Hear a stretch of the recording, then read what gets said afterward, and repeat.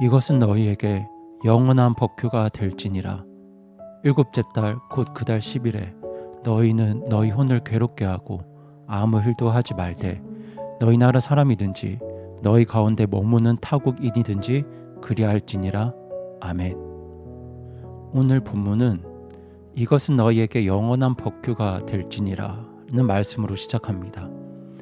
여기서 영원한이라고 번역된 히브리 단어 올람은 무한히 계속되는 시간을 가리키기도 하지만 여기서는 단지 오랫동안 지속되는 기간을 의미합니다.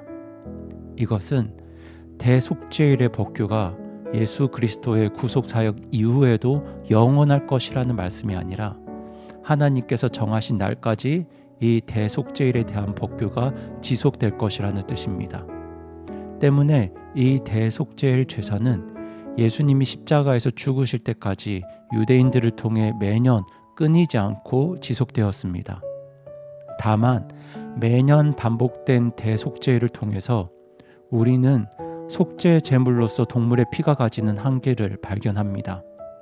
만약 동물의 피가 사람의 죄를 완전히 해결할 수 있었다면 매년 제사를 드릴 필요도 없었고 예수님께서 이 땅에 오실 이유도 없었을 것입니다.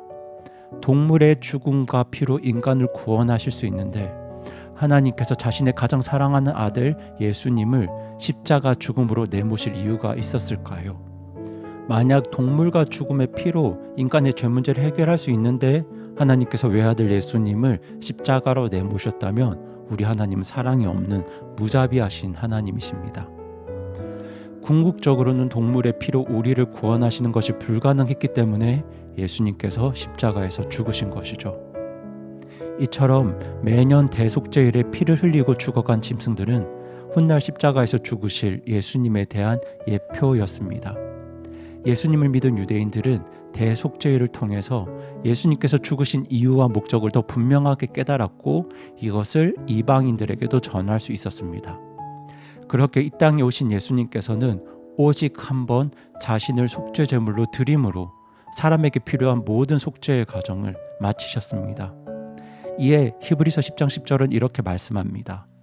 바로 이 뜻으로 말미암아 예수 그리스도의 몸이 단 한 번 영원히 드려짐을 통해 우리가 거룩히 구별되었노라. 아멘. 방금 읽은 히브리서 10장 10절에서는 단 한 번 영원히라는 표현이 나옵니다. 이것은 영어 성경에 once for all을 번역한 표현이고 헬라어로는 에파팍스를 번역한 표현입니다. 여기서 에파팍스는 한 번을 강조하는 표현으로 정확하게 표현하자면 오직 한 번이라는 뜻을 가지고 있습니다. 두 번의 여지도 필요 없다는 뜻입니다. 히브리서는 오직 한 번 드려진 예수님의 속죄 제사를 통해서 더 이상 대속죄일이 필요 없다고 선언하고 있습니다.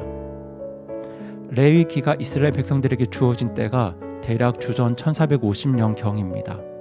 만약 이스라엘 백성들이 예수님 십자가에서 죽으실 때까지 한 번도 빠지지 않고 대속죄일의 제사를 드렸다면 대략 1480회 정도의 제사를 드렸을 겁니다. 1500번의 제사가 드려졌다고 가정했을 때 수송아지 1500마리와 염소 1500마리가 죽임을 당했고 또 다른 염소 1500마리는 광야로 보내졌을 것입니다. 그렇게 1500번에 가까운 대속죄일 제사를 드리며 죄용서를 받아온 유대인들에게 히브리서 기자는 예수님의 단 한 번 드려짐을 통해서 속죄에 필요한 모든 제사가 끝났다고 말씀합니다. 그것이 어떻게 가능했겠습니까? 바로 예수님이 온 세상을 창조하신 창조주 하나님이시기 때문입니다. 예수님은 단지 죄 없는 한 사람이 아닙니다. 예수님은 창조주로서 세상 모든 것을 충만하게 하신 분입니다. 만물을 창조하시고 이를 충만하게 하신 분께서 자신이 창조하신 피조물을 위해 속죄 제물이 되셨습니다. 여러분, 수천 마리 송아지와 염소의 죽음을 창조주의 죽음과 비교할 수 있을까요? 수천 명의 죄인이 죽는다고 해서 그것을 거룩하신 창조주 하나님의 죽음과 비교할 수 있겠습니까? 사람들의 눈에는 단 한 사람의 죽음과 피 흘림으로 보였지만 그것은 만물을 창조하신 창조주 하나님의 죽음과 피 흘림이었습니다. 때문에 예수님의 단 한 번 드려짐은 모든 사람의 속죄를 위한 제사가 될 수 있었습니다. 한 번의 제사였지만 세상에서 가장 위대한 제사였습니다. 그렇게 이스라엘 백성들에게 영원한 법규였던 대속죄일은 예수님의 단 한 번 드려짐으로 마무리되었습니다. 다만 우리가 여기서 놓치지 말아야 할 것이 있습니다. 그것은 바로 예수님께서 그렇게 희생제물로 드려진 목적입니다. 히브리서 10장 10절의 마지막은 우리가 거룩히 구별되었노라 라는 말씀으로 끝이 납니다. 예수님께서 자신의 몸을 속죄 제물로 드린 목적은 바로 우리의 거룩함입니다. 대속죄일의 목적 역시 하나님 백성의 거룩함이었습니다. 거룩함의 뜻은 하나님의 뜻과 일을 이루기 위해서 따로 구별되어 깨끗하게 되었다는 뜻입니다. 우리는 예수님을 믿고 구원받는 순간 거룩히 구별되었습니다. 그래서 하나님은 오늘도 우리들이 거룩한 삶을 살기를 원하십니다. 하나님의 뜻과 일을 이루기 위해서 세상과 구별되어서 깨끗하고 정결하게 살아가기를 원하십니다. 베드로는 이런 하나님의 마음을 베드로전서 2장 9절에서 이렇게 고백합니다. 그러나 너희는 선정된 세대요 왕가의 제사장이요 거룩한 민족이요 특별한 백성이니 이것은 너희를 어둠에서 불러내어 자신의 놀라운 빛으로 들어가게 하신 분께 대한 찬양을 너희가 전하게 하려 하심이라. 아멘. 하나님은 우리의 거룩한 삶을 통해서 하나님이 얼마나 거룩하고 긍휼이 풍성한 분인지 세상에 전해지길 원하십니다. 구약 시대에는 이스라엘의 거룩함을 통해 하나님이 전해지기를 원하셨고 오늘 이 시대는 구원받은 성도의 거룩한 삶을 통해서 하나님이 전해지길 원하고 계십니다.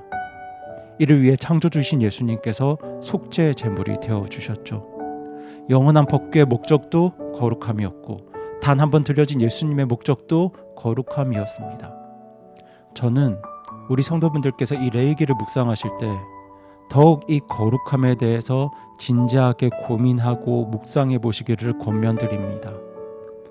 오늘날 많은 교회들이 구원의 은혜만을 부각시키면서 이 하나님의 거룩함을 외면하고 있습니다. 과거나 지금이나 하나님의 간절한 소원은 우리의 거룩한 삶인데 생각보다 많은 그리스도인들이 이 거룩함에 마음을 두지 않고 살아갑니다. 특별히 매년 대속죄일 제사를 드리지 않는 신약교회 성도들의 경우는 더 그런 것 같습니다. 하지만 우리가 정말 예수님을 사랑하는 그리스도인들이라면, 하나님의 자녀들이라면 그렇게 살지 맙시다. 주님의 뜻과 마음을 더 깊이 깨닫고 오늘도 거룩한 삶을 위해 노력합시다. 그렇게 주님을 기쁘게 하고 또 우리의 거룩한 삶으로 우리 주님을 드러내는 우리 하나님의 자녀들, 성도분들이 모두 되길 바라면서 오늘 나눔을 마칩니다.